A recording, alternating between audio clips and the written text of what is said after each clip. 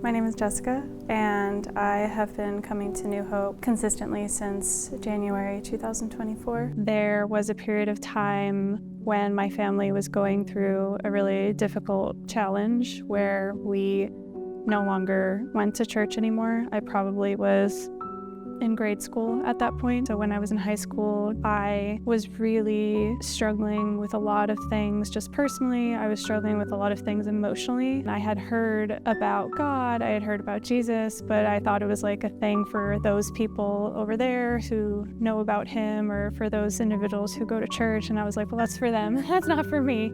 I don't have that. So whatever that is that they have, I don't have that.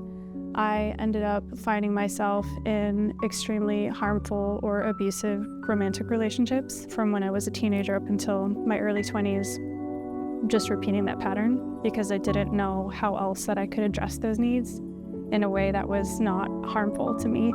I started doing things that the world recommended, like self-help books. I'll figure out some techniques and I'll work on it and I'll make it go away and I'll make it better. I did a lot of readings.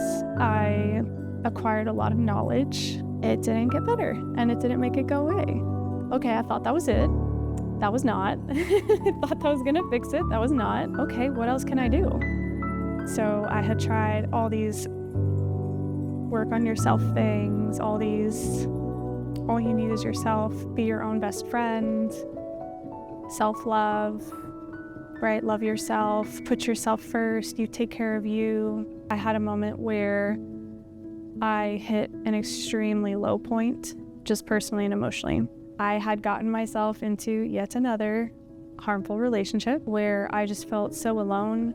I felt so abandoned. I felt so forsaken. I remember I was driving back home after an event.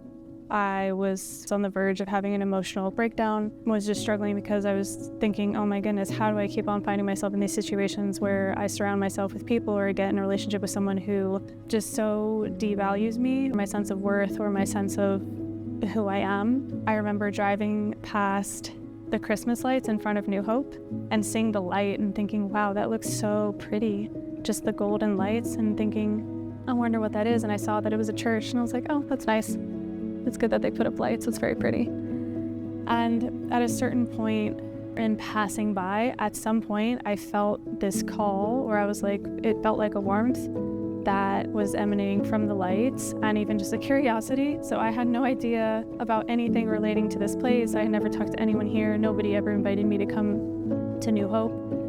But I was in a place where I had so much darkness that it's almost like the lights from the Christmas decorations around the trees and from the church felt like that it was emanating something that I wanted to just get closer to. I came to a Christmas service. I came by myself. I sat away from everyone because I didn't want anyone to talk to me. I was feeling like I was in such a shameful situation.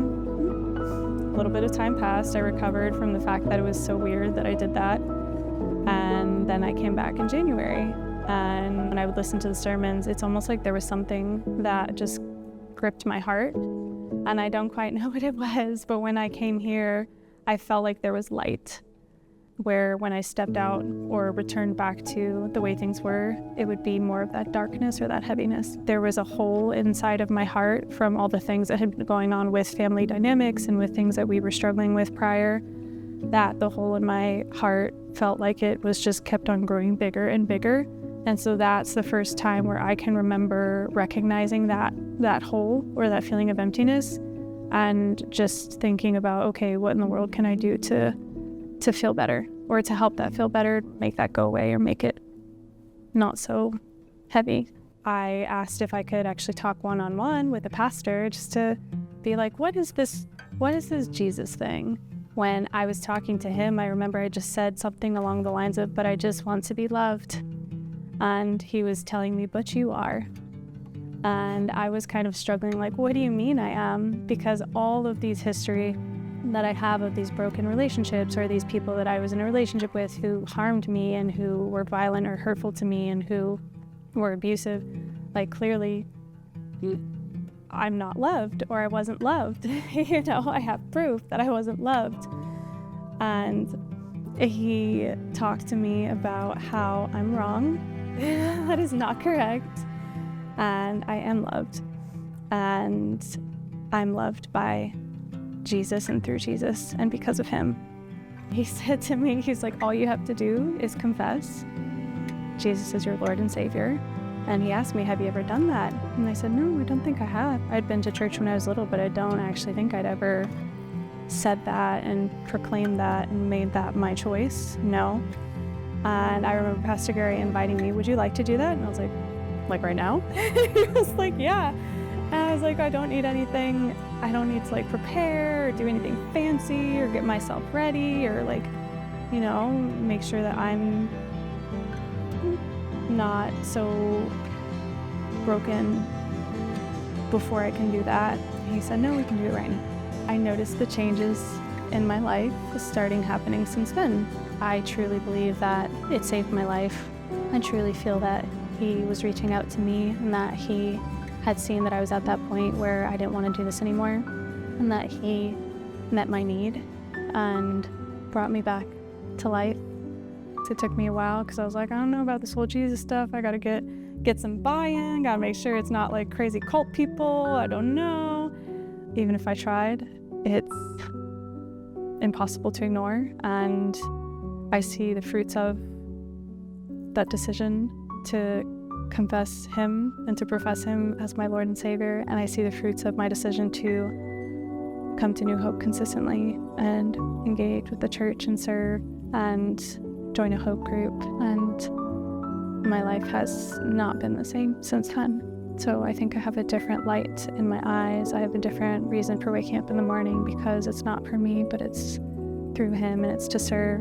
It's not for my own self and it's not about how much I can do or if I can make myself valuable to other people, or if someone else tells me that I'm worthy or that I'm loved or that I'm good enough. It's just about that complete transformation, which saved my life.